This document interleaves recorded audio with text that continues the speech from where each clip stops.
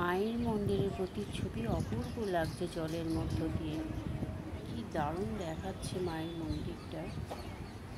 আর এটা হচ্ছে দক্ষিণেশ্বরের প্রবেশদ্বার।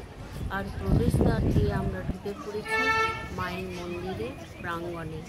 আর আমরা যে পিকচারটা দেখছি এটা হচ্ছে আমাদের ঠাকুর শ্রী শ্রী রামকৃষ্ণদেব।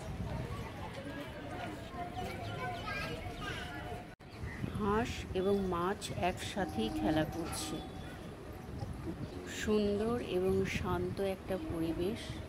আর এই পরিবেশে থাকতে মন একদম শুদ্ধ হয়ে ওঠে।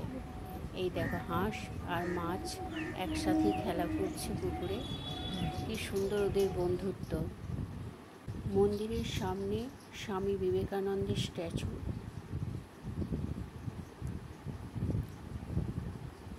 আর এটা হচ্ছে মন্দিরের চারিদিকটা।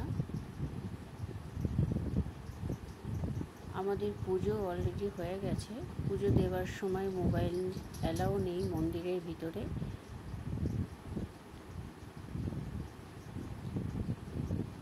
পূজা শেষে এখানে বিখ্যাত হিঙের কচুরি, তাই সেটার জন্য অর্ডার দিয়ে দিয়েছিলাম। আর হিঙের কচুরি আর কলাইয়ের ডাল খুব বিখ্যাত। এটা হচ্ছে শপিং, যেখানে বাড়ির জন্য পুজোর সামগ্রিক জিনিস নেওয়া হয় এখান থেকে। আর খাবারের জিনিসও রয়েছে।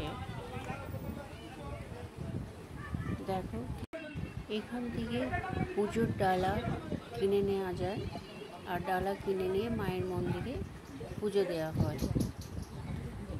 আর এর বাইরেও অনেক জিনিস বসেছে। এখানে শঙ্খ, পুজোর বিভিন্ন রকম জিনিসপত্র পাওয়া যায়।